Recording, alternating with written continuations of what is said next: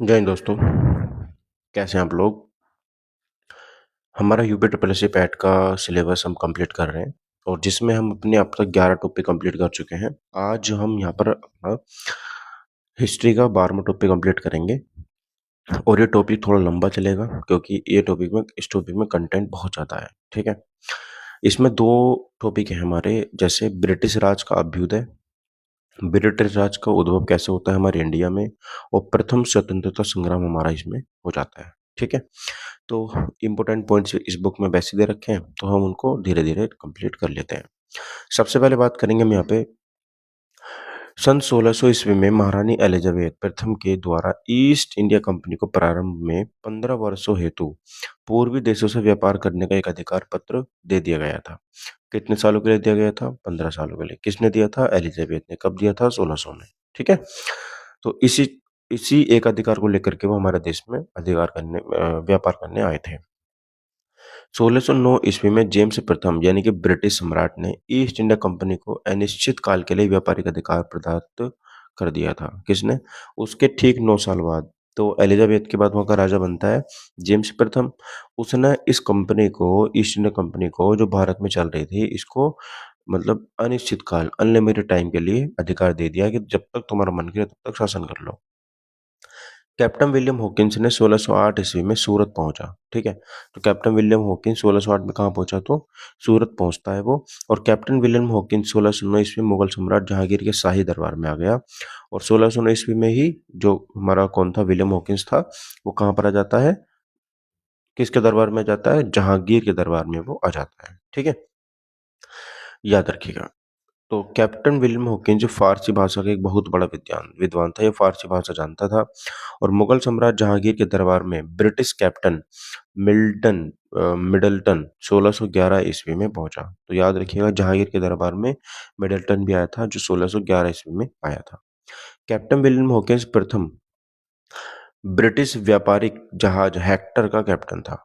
ठीक है, किसका? हेक्टर का। तो विलियम हॉकिंस हेक्टर का कप्तान था ये, जो यहाँ पर हमारे इंडिया में आया था। ठीक है, ओके। मुगल सम्राट जहांगीर ने 1613 ईस्वी में सूरत में अंग्रेजों को एक स्थायी फैक्ट्री यानी कि कारखाना स्थापित करने की अनुमति प्रदान कर दी कि जाओ और तुम सूरत में अपनी फैक्ट्री लगा सकते हो। 1612 ईस्वी में ब्रिटिश कैप्टन थॉमस बेस्ट, ठीक है, तो 1612 में थॉमस बेस्ट ने सूरत के पास स्वाली में पुर्तगालियों के एक जहाजी बेड़ों को पराजित किया और तथा उनके व्यापारिक एक अधिकार को समाप्त कर दिया। ठीक है, तो यहाँ पर पुर्तगाली खत्म हो जाते हैं। 1612 ईस्वी में थॉमस बेस्ट ने क्या करा था? उसके अधिकार को समाप्त कर दिया था। ठीक है, अंग्रेजों ने भारत में अपनी व्यापारिक कोठी खोलने का प्रयास सूरत में 1608 में किया था कि हम यहाँ पर अपनी कोठी बना लेते हैं। 1611 ईस्वी में दक्षिण भारत में अंग्रेजों ने अपनी प्रथम व्यापारिक कोठी मसूलीपट्टनम में खोल भी दी। ठीक है, तो 1608, 3 साल बाद इन्होंने अपनी कोठी बना दी थी। 1615 ईस्वी में सर टॉमस रो, ठीक है, 15 में टॉमस रो ब्रिटिश सम्राट जेम्स प्रथम का दूत बनकर भारत आया। ठीक है, उन्होंने भेजा। पूर्वी भारत में 1633 ईस्वी में बालासोर यानी कि उड़ीसा में अंग्रेजों द्वारा प्रथम कारखाना स्थापित किया गया। ठीक है, तो ये कहाँ पर? पूर्वी भारत में। दक्षिणी भारत में तो उन्होंने कर ही लिया था, है ना, मसूलीपट्टनम में 1611 में। 1633 में उन्होंने बालासोर उड़ीसा में अपना कारखाना बना दिया। 1632 ईस्वी में गोलकुंडा के शासक ने ईस्ट इंडिया कंपनी को अपने क्षेत्र में सुरक्षा तथा व्यापारिक रियासतों की सुविधा प्रदान की, जिसे सुनहरा फरमान कहा गया 1632 ईस्वी में। ठीक है, याद रखिएगा। 1668 ईस्वी में ईस्ट इंडिया कंपनी ने ब्रिटिश सरकार से बंबई को प्राप्त किया। तो ईस्ट इंडिया कंपनी ने किसको? ईस्ट इंडिया कंपनी ने ब्रिटिश सरकार से, ठीक है, ये बंबई को प्राप्त किया था। और 1686 ईस्वी में अंग्रेजों ने हुगली को लूट लिया। ठीक है, किसको? हुगली को लूट लिया 1686 में, जिसके परिणाम स्वरूप संघर्ष के दौरान मुगल सम्राट औरंगजेब ने अंग्रेजों को पराजित कर सूरत, विशाखापट्टनम तथा मसूलीपट्टनम में स्थित कारखानों पर अपना अधिकार कर लिया। ठीक है, याद रखिएगा। तो अंग्रेज मतलब ज्यादा उड़ रहे थे तो उनको इसने दबा दिया। हुगली को लूटा कैसे? तो औरंगजेब ने इनको पराजित कर दिया, हरा दिया और अपना अधिकार इसमें कर लिया। फिर उसके बाद 1698 ईस्वी में अंग्रेजों का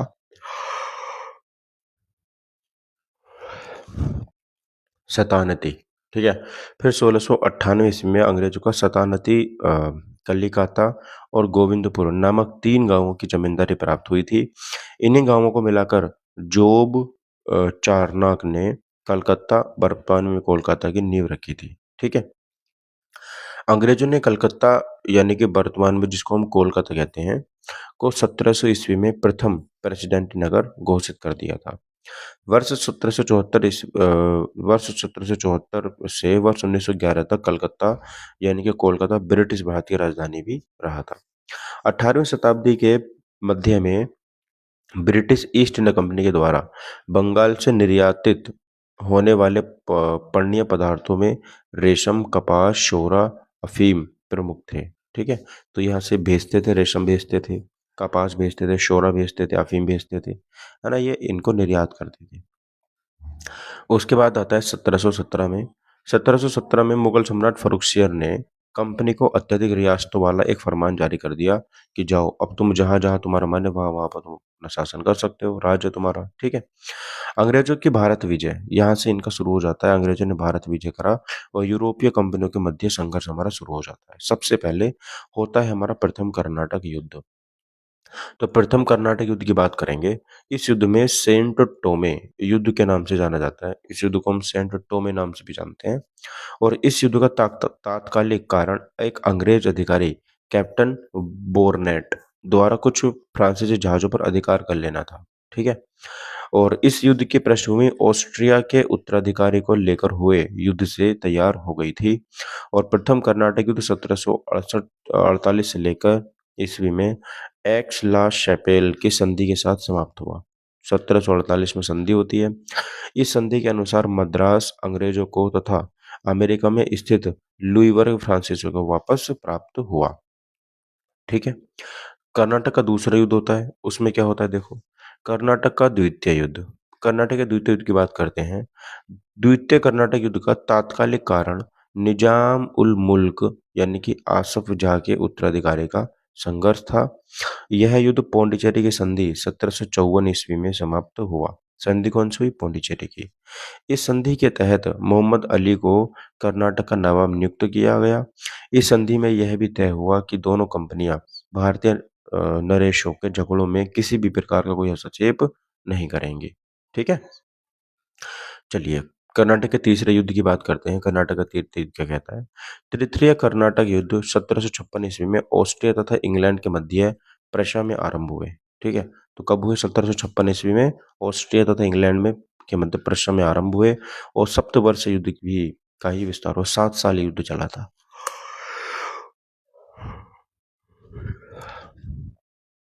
22 जनवरी 1760 को वोंडिवोस के युद्ध में अंग्रेजी सेनानायक सर आयरकूट के नेतृत्व में अंग्रेजों ने फ्रांसीसी सेना को बुरी तरह से पराजित कर दिया, ठीक है। और 1763 में पेरिस की संधि के साथ यह युद्ध समाप्त होता है। और इस संधि के बाद फ्रांसीसी साम्राज्य का भारत पर अपना अधिकार करने का सपना हमेशा के लिए समाप्त हो गया, ठीक है। यहीं यहीं से अंग्रेज जो है वो एकदम बड़े बनते चले गए और उनके सामने कोई टिक ही नहीं रहा था, ठीक है। नहीं, कोई भी उनके सामने आ ही नहीं रहा था। अब देखो यहाँ पे बंगाल विजय, ठीक है। अब आता है हमारा बंगाल विजय। बंगाल विजय की बात करते हैं। 20 जून 1756 को कालकोट यानी कि ब्लैक होल की घटना घटी, जिसमें बंगाल के नवाब सिराजुद्दौला ने 146 अंग्रेजों को एक छोटी सी कोठरी में बंद कर दिया, जिसमें से केवल 23 ही जिंदा बच सके थे, बाकी सब मर गए थे। उसके बाद प्लासी का युद्ध होता है, जो कि 1757 में होता है। प्लासी का युद्ध के पूर्व ही सिराजुद्दौला का प्रधान सेनापति मीर जाफर तथा राय दुर्लभ अंग्रेजों से जा मिले। इस प्रकार सिराजुद्दौला की इस सेना इस युद्ध में पराजित हो गई। बस यहीं से तो हमारे देश में समझ लो कि वास्तव में अंग्रेजों का शासन आ गया था। उन्होंने यहीं से लूटपाट शुरू करी, यहीं से सब कुछ उनका शुरू हो गया था। क्योंकि अगर सिराजुद्दौला के जो ये हमारे निकम्मे सेनापति और निकम्मा जो इनका ये मीर जाफर और राय दुर्लभ था, ये अंग्रेजों से नहीं मिलते तो यहीं पे अंग्रेजों की नस दब जाती, वो यहाँ से फड़फड़ाना बंद कर देते, ठीक है। लेकिन क्या कर सकते हैं भाई, हमारा देश जो है वो आज भी इन चीज़ों में आगे है, ठीक है। देखो, कंपनी ने मीर जाफर को बंगाल का अगला नवाब नियुक्त कर दिया, तो भाई अब वो तो होना ही था। अब जो कंपनी थी, कंपनी का बंगाल में अधिकार हो गया भाई। आपको तो पता है अंग्रेज जो है वो बहुत दिमाग से चलते थे। उनको सेना से कोई मतलब नहीं था। उनको राज्य में क्या चल रहा है उससे कोई मतलब नहीं था। जो भी चल रहा है तुम खुद देखो, हमें तो सिर्फ अपनी दीवानी चाहिए। दीवानी का मतलब टैक्स चाहिए। हमें चाहिए पैसा। तो वो टैक्स लेते थे और बात खत्म। बाकी तुम अपना सेना भी अपना देखो, पूरा राज्य का खर्चा तुम संभालो, खाना पीना तुम संभालो, सब कुछ तुम करोगे, हमें बस टैक्स चाहिए। उनका तो ये होता था। ठीक है। कंपनी ने मीर जाफर को बंगाल का अगला नवाब नियुक्त किया और मीर जाफर को क्लाइव का गीदड़ भी कहा गया। देखो, देख रहे हो कैसे कैसे उपाधि मिल रही है, क्लाइव का गीदड़। मीर जाफर को हटाकर कंपनी ने मीर कासिम को बंगाल का नवाब नियुक्त किया। इस घटना को गवर्नमेंट वे वेंसेटोट ने 1760 की क्रांति की संज्ञा भी दी है। उसके बाद में आता बक्सर का युद्ध। बक्सर के युद्ध की बात करेंगे। 1764 ईस्वी में मीर कासिम, देखो मीर कासिम को सही नहीं लगा, क्योंकि मीर कासिम जो चाहता था मेरे राज्य में करने के लिए, वो अंग्रेज करने नहीं दे रहे थे, है ना। तो इसको इसने सोचा कि नहीं, क्यों ना हम इनको हरा दें। उस टाइम तक अंग्रेज इतने शक्तिशाली हो चुके थे, बहुत ज्यादा। ठीक है। तो मीर कासिम, इधर से मीर कासिम आता है बंगाल से, एक तरफ शाह आलम द्वितीय आता है, और यहाँ पे सुजाउद्दौला आता है। ये तीन आते हैं। तीन राजा एक साथ लड़ने की कोशिश करते हैं। संयुक्त सेनाओं एवं और आगे से थी हेक्टर मुनरो की सेना। अंग्रेज सेना के मध्य युद्ध होता है तो भाई ये बक्सर का युद्ध हुआ, जिसमें अंग्रेज इसमें जीत जाते हैं, तीनों राजाओं को एक साथ हरा देता है। तो अब पहले तो बंगाल में कब्जा था, अब जहां शाह आलम की सरकार थी वो भी जीत गया, हार गया वो, और सिराजुद्दौला भी हार गया, वहां पर भी इनका कब्जा हो गया। ठीक है। उसके बाद में यहाँ पे आता है हमारा इलाहाबाद की संधि। इलाहाबाद की संधि की बात करेंगे, जो 12 अगस्त 1765 को स्टार्ट हुई थी। 12 अगस्त 1765 को यह संधि मुगल बादशाह शाह आलम द्वितीय और अंग्रेज गवर्नर रॉबर्ट क्लाइव के मध्य संपन्न हुई थी। इस संधि के अनुसार कंपनी का मुगल बादशाह से बंगाल, बिहार और तथा उड़ीसा की दीवानी प्राप्त हुई। तो देख रहे हो कहाँ कहाँ की, बंगाल की, बिहार की और उड़ीसा की, केवल दीवानी, मतलब और कोई मतलब नहीं। दीवानी मतलब टैक्स वगैरह, पैसा वगैरह। और इसके बदले कंपनी ने मुगल बादशाह को 26 लाख रुपए की वार्षिक पेंशन देने का भी स्वीकार कर लिया, कि हम तुम्हें 26 लाख रुपए वार्षिक पेंशन देंगे। उस टाइम देख रहे हो 26 लाख रुपए एक साल की पेंशन थी ये। ठीक है। कड़ा तथा इलाहाबाद के क्षेत्र अवध के नवाब से लेकर मुगल बादशाह को सौंप दिए गए। ठीक है। इलाहाबाद की द्वितीय संधि होती है 16 अगस्त 1765 ईस्वी को। 16 अगस्त 1765 को अवध के नवाब द्वारा 50 लाख रुपए कंपनी,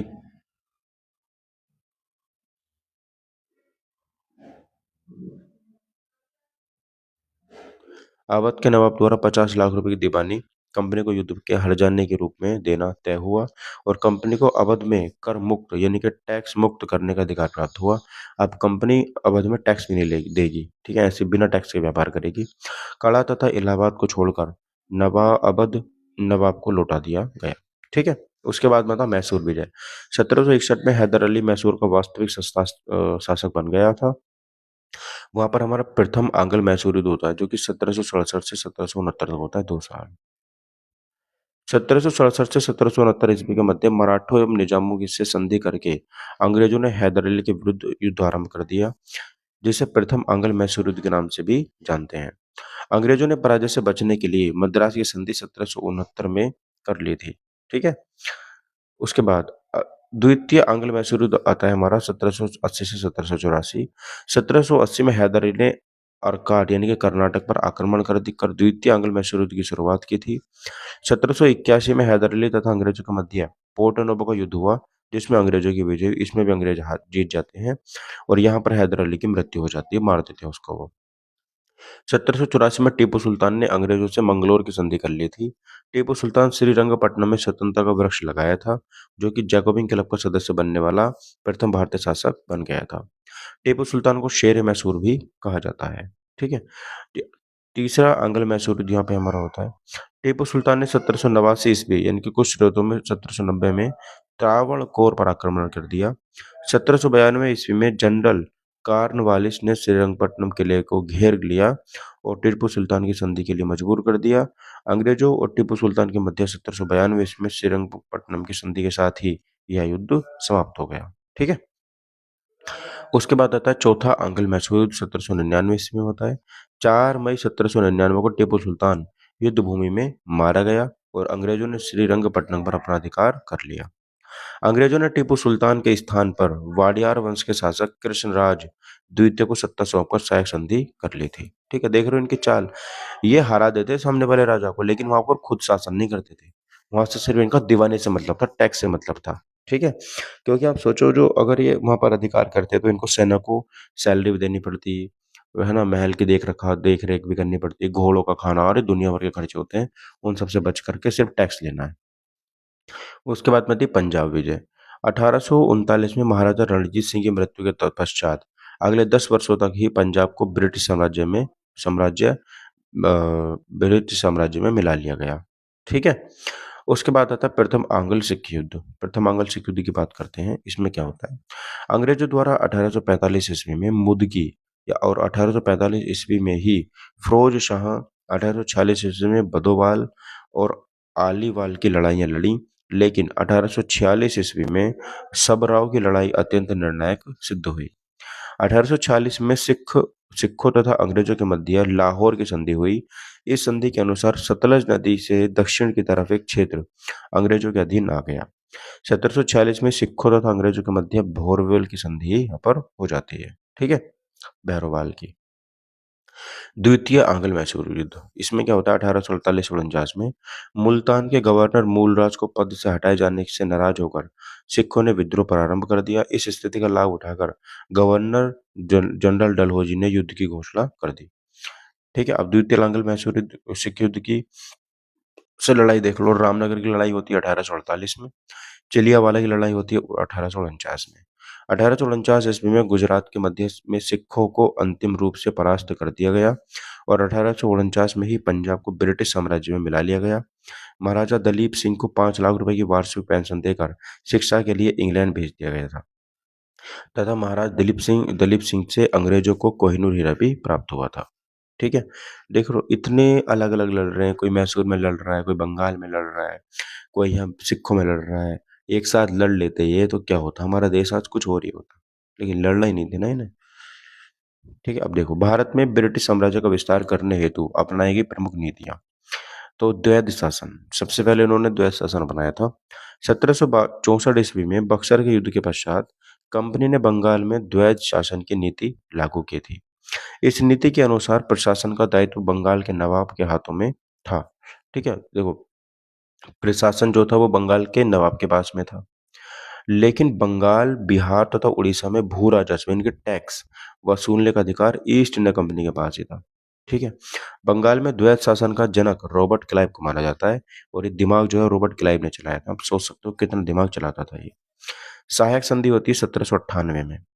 भारत में सहायक संधि का प्रयोग सर्वप्रथम फ्रांसीसी गवर्नर डुप्ले ने किया था, परंतु इसका व्यावहारिक प्रयोग वेलेजली ने किया। इस संधि के अनुसार कंपनी की अनुमति को बिना संधि स्वीकार करने वाला राज्य शत्रु राज्य के व्यक्ति को शरण नहीं देगा। ठीक है, राज्य अपने खर्च पर कंपनी की सेना अपने राज्य में रखेगा। ठीक है, राज्य शासन प्रबंधन के लिए अपने राज्य में एक ब्रिटिश रेसिडेंट रखेगा और कंपनी राज्य की बाह्य तथा आंतरिक आक्रमणों से सुरक्षा करेगी। सहायक संधि को मानने वाले प्रमुख राज्य हैदराबाद ने 1798 तथा 1800 में मानी, मैसूर ने 1799 में मानी, तंजौर में 1799 में हुई, अवध में 1801 में होती है, पेशवा में 1802 में होती है, बरार के भोसले में 1803 में होती है, सिंधिया में 1803 में होती है। ठीक है, उसके बाद राज्य हड़प नीति इनकी शुरू होती है। डलहौजी ने अपने साम्राज्य विस्तार की महत्वाकांक्षा के लिए राज्य की हड़प नीति का सहारा लिया था। 1848 में सतारा के शासक ने एक बच्चे को गोद लिया था, परंतु डलहौजी ने इसे उत्तराधिकार मानने से मना कर दिया था और सतारा को ब्रिटिश राज्य में मिला लिया गया था। ठीक है, आगे देखो। 1856 ईस्वी में अवध पर कुशासन का आरोप लगाकर इसे भी विलय ब्रिटिश साम्राज्य में कर लिया। जैतपुर 1849 तथा संबलपुर 1849 दोनों को भी इसी आधार पर हड़पा गया था और राज्य की हड़प नीति के तहत ब्रिटिश साम्राज्य में विलीन अन्य जो थे, एक तो राज्य बघाट 1850 में, उदयपुर 1852 में, झांसी 1853 में और नागपुर 1854 में हड़प लिए गए। ठीक है, प्रथम स्वतंत्र संग्राम 1857 की क्रांति होती है। 1857 की क्रांति का प्रारंभ एक सैन्य विद्रोह के रूप में हुआ था, लेकिन कालांतर में इसका स्वरूप परिवर्तित होकर ब्रिटिश सत्ता के विरुद्ध एक जनव्यापी विद्रोह का हो गया था। 1857 की क्रांति के प्रमुख कारण हमारे क्या क्या थे? इसके राजनीतिक कारण देख लेते हैं। यह सहायक संधि वेलेजली की एवं व्यापक सिद्धांत डलहौजी का था, याद रखना। ठीक है। वेलेजली की सहायक की संधि के फलस्वरूप भारतीय राजाओं की स्वतंत्रता समाप्त होने लगी थी एवं राज्यों में भी कंपनी का हस्तक्षेप बढ़ने लगा था। डलहौजी के व्यापक सिद्धांत के फलस्वरूप अंग्रेजों ने हिंदू राजाओं के दत्तक पुत्र लेने के अधिकार को समाप्त कर दिया। दत्तक पुत्र का मतलब होता है गोद लेना। ठीक है। गोद लेकर के कोई उसे राजा नहीं बना सकता। नाना साहब पेशवा की पेंशन को रोका गया, वहां पर उनकी पेंशन रोक दी गई। और राज्य हड़प नीति यानी कि व्यापक सिद्धांत के तहत नवाब वाजिद अली शाह पर कुशासन का आरोप लगाकर 1856 ईस्वी में अवध के विलय की घोषणा यहाँ पर कर दी। प्रशासनिक कारण आते हैं। प्रशासन से संबंधित कार्यों में योग्यता के स्थान पर धर्म को आधार बनाया गया था, जिसके कारण ईसाइयत की धर्मांतरण पद्धति का प्रसार हुआ। ठीक है। भारतीयों को प्रशासनिक सेवाओं में शामिल न किया जाना एवं उच्च पदों से भारतीयों को हटाकर उनके स्थान पर ब्रिटिशों की नियुक्ति करना। भारतीय न्यायाधीश किसी अंग्रेज के विरुद्ध मुकदमे की सुनवाई नहीं कर सकते थे। अंग्रेजों की न्याय प्रणाली पूर्णतः पक्षपातपूर्ण थी। ठीक है। आर्थिक कारण क्या थे? ईस्ट इंडिया कंपनी की सारी की नीतियां आर्थिक लाभ पर आधारित थी कि उनको फायदा होना चाहिए। ब्रिटिश राज की भू राजस्व नीतियां स्थायी बंदोबस्त, रैयतवाड़ी एवं महलवाड़ी व्यवस्था किसानों का शोषण करने के लिए बनाई गई थी। पारंपरिक उद्योगों का समापन यहाँ पर हो गया था। कुछ भी यहाँ पर उद्योग नहीं चल रहे थे। ठीक है। सामाजिक धार्मिक कारण क्या थे उसके? 1850 में धार्मिक निर्योग्यता यानी अधिनियम के द्वारा ईसाई धर्म को ग्रहण करने वालों को पैतृक संपत्ति में अधिकार मिलने से हिंदू समाज में असंतोष की भावना का प्रसार हुआ और पाश्चात्य शिक्षा ने भारतीय समाज की मूल विशेषताएं समाप्त कर दी। 1813 के चार्टर अधिनियम में ईसाई मिशनरियों के धर्मांतरण कार्यक्रमों को प्रोत्साहन मिला और विधवा पुनर्विवाह 1856 में पारित हो गया था। ठीक है। चलिए अब देखेंगे यहाँ पर हमारे सैन्य कारण। सैन्य कारण क्या थे? 1854 ईस्वी में डाकघर अधिनियम के तहत सैनिकों को भी पत्र पर स्टाम्प लगाना अनिवार्य हो गया था, जो कि सैनिकों के विशेषाधिकारों का हनन था। सेना में नस्लीयता का प्रभावी होना। योग्यता के बावजूद एक भारतीय सैनिक अधिकतम सूबेदार का पद ही पा सकता था और ब्रिटिश सैनिकों की तुलना में भारतीय सैनिकों का वेतन भी काफी कम था। 1856 ईस्वी में सामान्यतः सेवा भर्ती अधिनियम पारित हुआ, जिसके तहत किसी भी समय किसी भी स्थान पर भारतीय सैनिकों को युद्ध के लिए भेजा जा सकता था। तात्कालिक कारण क्या थे सर इसके? ब्राउन बेस राइफल के स्थान पर न्यू एनफील्ड राइफल का प्रयोग सुनिश्चित किया गया था, जिसमें गाय व सुअर की चर्बी युक्त कारतूस के प्रयोग की चर्चाओं ने सैनिकों को क्रोधित कर दिया था। 1857 की क्रांति का प्रारंभ यहाँ पे होता है। 19 मार्च 1857 को बैरकपुर की 34वीं रेजिमेंट के सैनिक मंगल पांडे ने विद्रोह कर दिया था और लेफ्टिनेंट बाग और मेजर सार्जेंट की गोली मारकर हत्या कर दी थी। ठीक है। 8 अप्रैल 1857 को एक सैन्य अदालत में मंगल पांडे को फांसी की सजा सुनाई देती है। एनसीईआरटी के अनुसार बात करें, मंगल पांडे को 29 मार्च 1857 को फांसी की सजा दी जाती है। 1857 की क्रांति का प्रथम शहीद मंगल पांडे था और 10 मई 1857 को मेरठ छावनी से इस क्रांति पर शुरुआत हो जाती है। ठीक है। बात करते हैं सर अब दिल्ली के बारे में। 12 मई 1857 को दिल्ली पर क्रांतिकारियों ने अपना अधिकार कर लिया था और बहादुर शाह जफर द्वितीय को भारत का सम्राट घोषित कर दिया। ठीक है। कि बहादुर शाह द्वितीय जफर द्वितीय अब हमारे भारत के सम्राट होंगे। सितंबर 1857 ईस्वी में दिल्ली पर पुनः अंग्रेजों ने अधिकार कर लिया। दोबारा से दिल्ली उन्होंने जीत ली और बहादुर शाह जफर द्वितीय की गिरफ्तारी हुमायूं के मकबरे से हुई थी। बख्त खां को दिल्ली में बहादुर शाह जफर द्वितीय का सेनापति नियुक्त किया गया था। ठीक है। बात करते हैं सर लखनऊ के बारे में। लखनऊ में 1857 की क्रांति का नेतृत्व बेगम हजरत महल महक परी ने किया था। लखनऊ में जून 1857 इस क्रांति की शुरुआत होती है और मार्च 1858 में इस क्रांति को दबा दिया गया। कैंपबेल में लखनऊ पर पुनः अधिकार कर लिया। ठीक है। हैवलॉक हैवलॉक तथा ब्रिगेडियर जनरल नील इस क्रांति को दबाने में मारे गए थे। ठीक है। कानपुर की बात कर लेते हैं। कानपुर में क्या होता है? जून 1857 में कानपुर में भी अंग्रेजों के हाथ से निकल गया। कानपुर में नाना साहब ने इस क्रांति का नेतृत्व किया था तथा इनके सहायता तात्या टोपे ने की थी। झांसी में रानी लक्ष्मीबाई ने इस क्रांति का नेतृत्व किया था।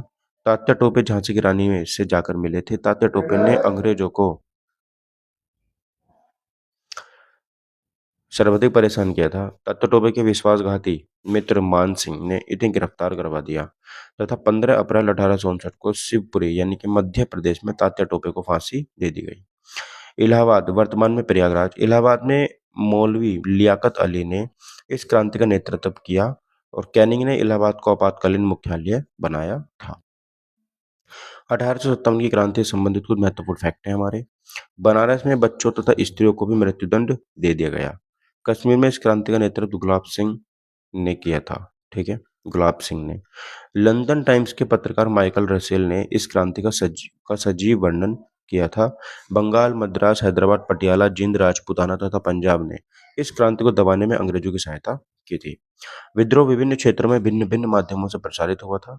अवध में यह जन सामान्य का विद्रोह बन गया था।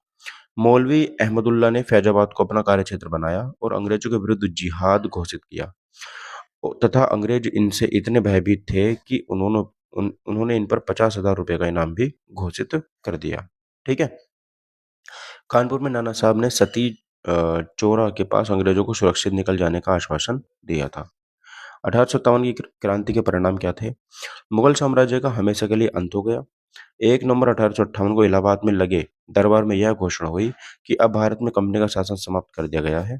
अब भारत का शासन क्राउन के अधीन कर दिया गया था। 1858 के भारत शासन अधिनियम के अनुसार भारत राज्य सचिव पद का गठन किया गया। भारतीय राजाओं को गोद लेने का अधिकार पुनः दे दिया गया। गवर्नर जनरल को वायसराय कहा जाने लगा।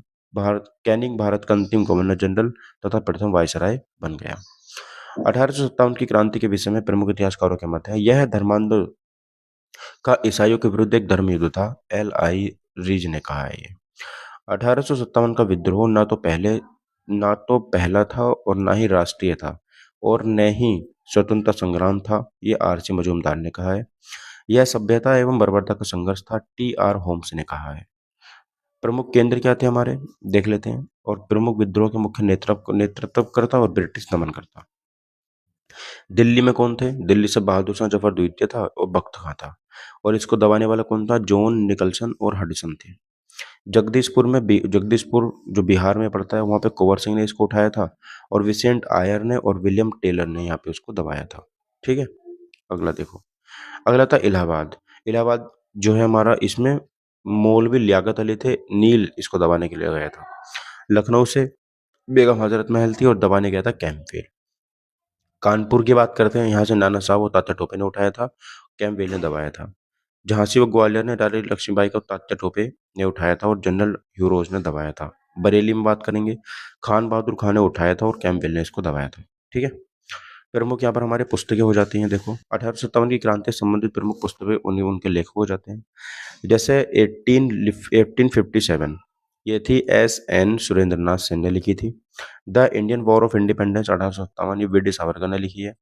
The sepoy mutiny and the revolt of 1857 ये R.C. मजूमदार ने लिखी है।